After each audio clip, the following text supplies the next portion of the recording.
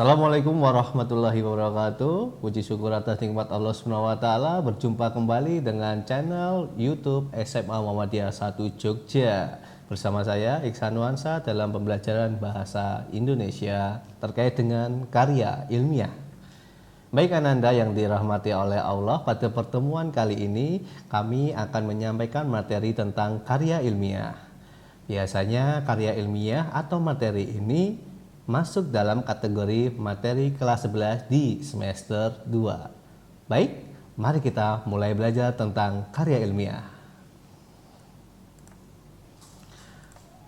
Karya ilmiah merupakan tulisan yang mengungkapkan suatu masalah melalui pengamatan, tinjauan, dan penelitian menurut metode ilmiah yang isinya dapat dipertanggungjawabkan kebenarannya. Nah, maka dari itu, karya ilmiah adalah hal yang metodenya terstruktur rapi dan sistematis. Ciri-ciri karya ilmiah. Baik, pada pembelajaran kali ini kita akan mempelajari tentang ciri-ciri karya ilmiah. Apa saja? Yang pertama adalah logis. Logis yaitu segala sesuatu yang disajikan beralasan dan diterima dengan akal sehat. Maka dari itu, karya ilmiah wajib dengan logika. Selanjutnya, sistematis, yaitu disusun menurut aturan tertentu.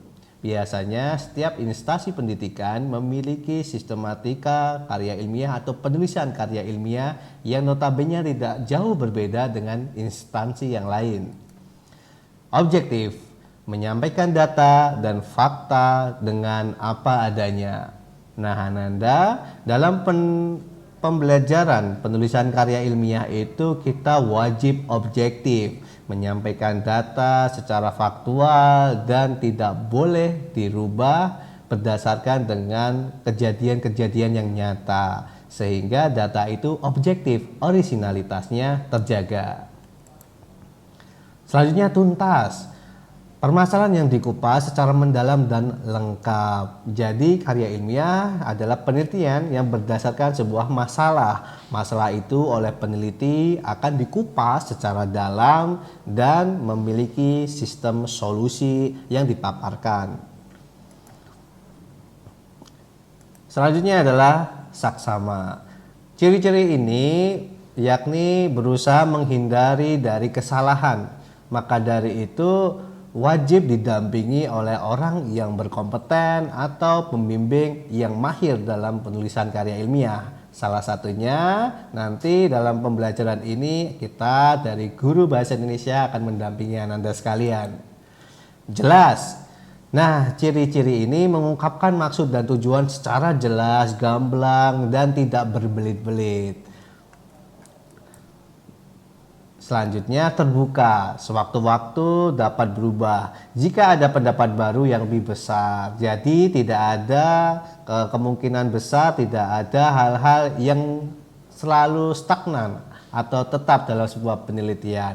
Penelitian itu pasti akan ada pendapat atau argumen-argumen yang baru. Berlaku untuk umum. Kesimpulan-kesimpulan dalam penelitian ini berlaku untuk semua populasi atau artinya bisa bermanfaat bagi hasil yang telah disampaikan oleh peneliti. Nah, ini dia, kebenarannya dapat diuji atau kita bisa disebut dapat memiliki data secara valid. Nah, data secara valid ini harus kita jaga agar apa? Peneliti itu mampu memiliki hal yang dapat dipertanggungjawabkan dengan baik, karena hasil-hasil dari penelitian itu pasti akan bermanfaat bagi populasi di luar si peneliti itu atau pembaca. Ini dia, pengujiannya memperhatikan satuan bahasa dan tata tulis yang umum. Kesantunan bahasa dan satuan bahasa yang digunakan harus jelas. Dan tata bahasanya pun ditulis dengan umum atau kita sebut istilahnya sebagai penulisan yang baku.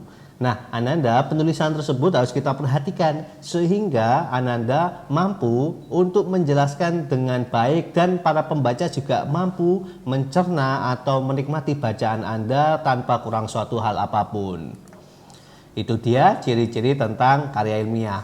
Sekarang kita akan memasuki tentang syarat karya ilmiah. Wajib ada syaratnya, karena dalam suatu karya ilmiah pasti ada aturan-aturannya Nanda. Baik, mari kita lihat syarat dari sebuah karya ilmiah.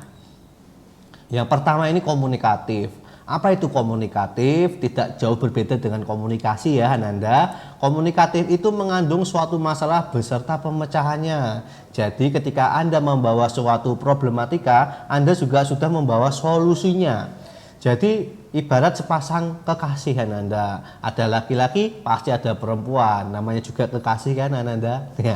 Baik, selanjutnya bernalar. Bernalar ini berhubungan dengan nalar kita Nanda. Isi tulisan yang Anda buat itu dikemukakan dengan nalar yang sehat sehingga dapat dipercaya, tidak asal-asalan. Ya, ketika Anda menulis sebuah penelitian itu harus memiliki sumber yang jelas, nalar yang baik, nalar yang bijak, dan untuk kemaslahatan bersama atau untuk kebaikan bersama. Namanya juga penelitian kan? Penelitian itu fungsinya untuk memberikan manfaat bagi orang lain.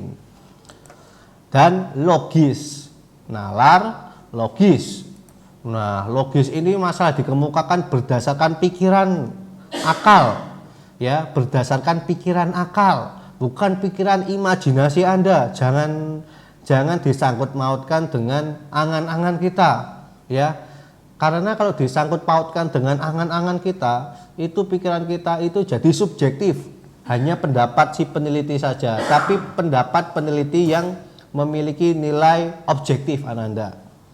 Logis, ingat syarat karya ilmiah komunikatif, nalar, dan logis.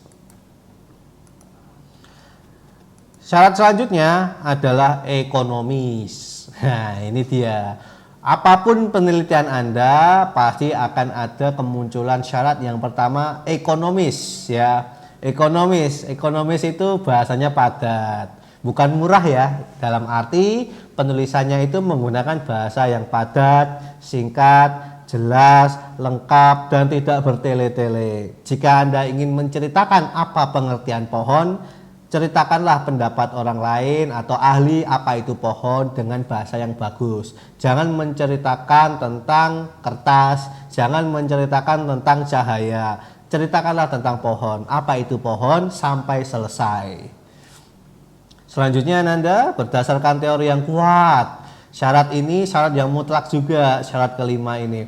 Berdasarkan landasan teori yang kuat. Sebuah penelitian itu pasti ada yang namanya landasan teori. Apa sih landasan teori? Apa yang dikemukakan mempunyai dasar dan dapat dipertanggungjawabkan.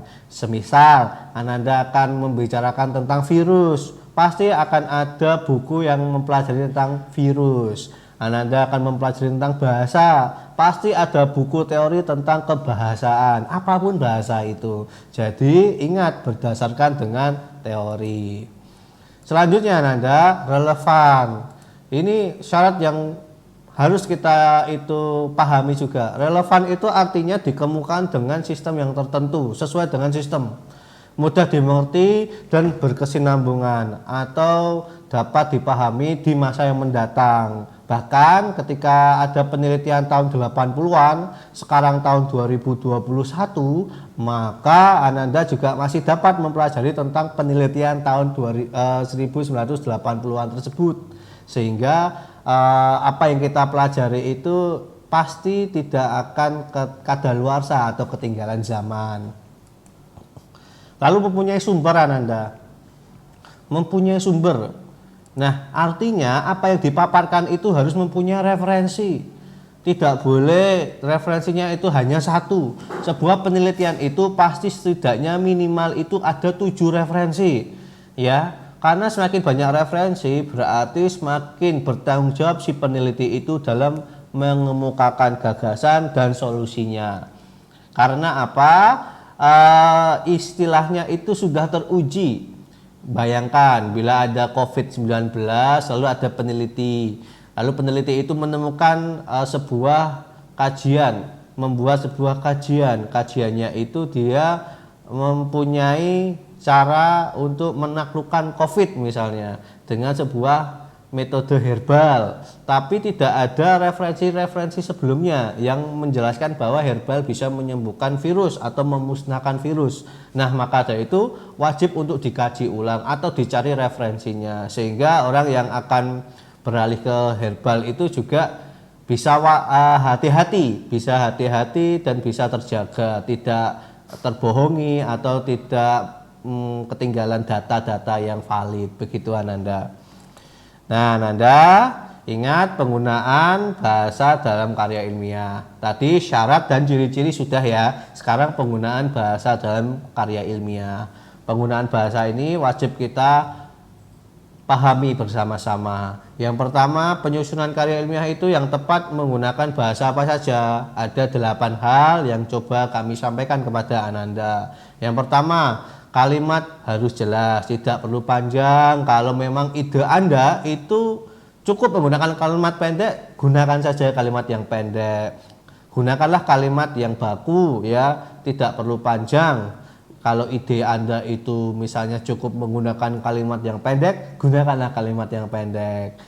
Yang kedua, usahakan kalimat yang dihasilkan jangan sampai membingungkan pembaca. Ingat, penulisan kita itu bukan untuk diri kita saja, akan tetapi untuk pembaca juga. Dan yang ketiga, pilihlah kata yang tepat untuk acuannya. Kata-katanya yang tepat, tidak boleh berbelit-belit, jelas, gamblang ya. Dan hindari penggunaan kata-kata yang berlebihan. Wah, ini wajib Anda hindari kata-kata yang berlebihan atau kata-kata yang istilahnya itu kata-kata lisan, kalimat lisan. Karena dalam suatu penelitian itu kita menggunakan kalimat deklarasi teman-teman, atau deklaratif, atau kalimat berita. Kalimat berita itu jelas, seperti pewara berita. Pewara berita itu akan menyampaikan berita-berita secara gamblang, jelas, tidak berbelit-belit. Hindari kalimat yang rancu, kalimat yang membingungkan itu dihindari ya. Selanjutnya kalimat yang masuk akal. Kalimat itu wajib masuk akal berdasarkan ide dan gagasan yang tepat. Hindari pengaruh bahasa daerah. Mohon maaf, untuk penelitian kita menggunakan bahasa Indonesia. Hindari dengan bahasa daerah. Akan tetapi jika penelitian Anda menggunakan bahasa daerah, nah itu dia. Jika penelitian Anda itu objek penelitian Anda itu bahasa daerah, Anda boleh mengacu pada bahasa daerah. Akan tetapi Anda tetap menjelaskannya, tetap menulisnya dengan bahasa Indonesia yang baik.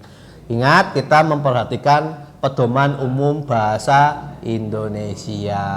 Nah, Ananda, terakhir jenis-jenis karya ilmiah. Jenis-jenis karya ilmiah yang pertama paper atau makalah ya, kita mengenalnya sebagai makalah. Sama ya, paper atau makalah itu sama. Yang ketiga modul. Nah, lalu diktat. Selanjutnya karya tulis, skripsi, tesis. Nah, untuk skripsi ini untuk ujian akhir mahasiswa yang menempuh strata 1 atau S1. Tesis untuk mahasiswa yang menempuh strata 2 dan disertasi untuk program doktor atau S3. Buku dan laporan penelitian. Beragam. Semuanya itu hampir sama, hanya berbeda judul saja dan tujuannya serta tata cara penulisannya. Untuk kelas 11 kita fokus kepada makalah ya, kita fokus kepada makalah dan laporan penelitian secara singkat, padat dan jelas. Nah, sebenarnya meneliti itu mudah sekali, nyaman dan menyenangkan dan tergantung kepada diri Anda sendiri. Ingat, sebuah karya itu terlahir dari usaha, bukan dari sebatas mimpi saja. Itu Ananda pada pembelajaran penulisan karya ilmiah pertemuan pertama kita. Pasti ada hal-hal yang ingin Anda tanyakan dan ingin Anda dalami. Tenang saja, SMA Muhammadiyah 1 Yogyakarta melalui channel YouTube-nya akan selalu memaparkan materi-materi terupdate. Dan insya Allah pada pertemuan berikutnya kita akan mempelajari tentang bagaimana penulisan karya ilmiah dengan baik. Baik Ananda, demikian yang bisa Bapak sampaikan untuk pertemuan kali ini. Kurang lebihnya mohon maaf. Sekali lagi tetap sehat, tetap semangat dan jaga kondisi Anda. Ingat 3M, selalu memakai masker, mencuci tangan, dan kita membatasi dengan orang lain. Sayangi diri Anda, sayangi keluarga Anda. Mohon maaf jika ada hal-hal yang kurang berkenan. Terima kasih. Assalamualaikum warahmatullahi wabarakatuh. See ya.